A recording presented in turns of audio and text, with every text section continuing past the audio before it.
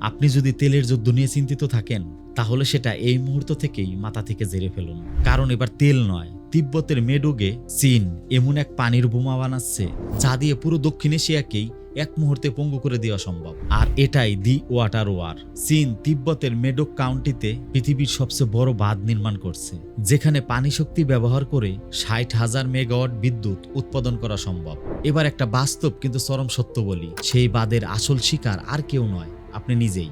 ব্রহ্মপুত্র নদ, যেটা বাংলাদেশে যমুনা নামে প্রবেশ করেছে, সেই নদী বাংলাদেশে 16 কোটি মানুষের 55% সেচের পানির চাহিদা মেটায়। আর সেটাই যদি চীন নিজেদের আয়ত্তে নেয়, যদি শুকনো মৌসুমে পানি আটকে দেয়, তাহলে বাংলাদেশের উত্তরাঞ্চল পুরো মরুভূমি হয়ে যাবে, চাষাবাদ বন্ধ হয়ে যাবে। আর বাংলাদেশের মতো দেশ, যেটা কৃষির উপর এখনো টিকে আছে, সেটা অনেকটাই নিঃস্ব হয়ে পড়বে। আর বাঁধ যদি খুলে দেয় বা কোনোভাবে ভেঙে যায়, তাহলে ঢাকা সহ পুরো বাংলাদেশ পানির নিচে তলিয়ে যাবে।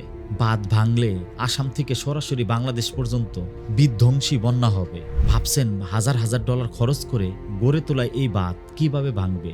বাঁধটা যে জায়গায়, সেই অঞ্চলটা খুবই ভূমিকম্প প্রবল। 1950 সালে এই মেডোক এলাকায় রিক্টার স্কেল 8.6 মাত্রার ভূমিকম্প হয়েছিল। আর যদি বাঁধ নাও ভাঙে, তবু বাংলাদেশের কৃষি প্রায় শেষ হয়ে যাবে। কারণ বাঁধের পানির লবণাক্ততায় মাছ, চাষাবাদের পানি সব চাষের অনুপযোগী হয়ে পড়বে।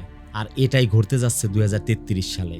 বাঁধের নির্মাণ কাজ শেষ হওয়া মাত্রই 20 শতকে যে দেশ তেল নিয়ন্ত্রণ করত, সে রাজত্ব করত।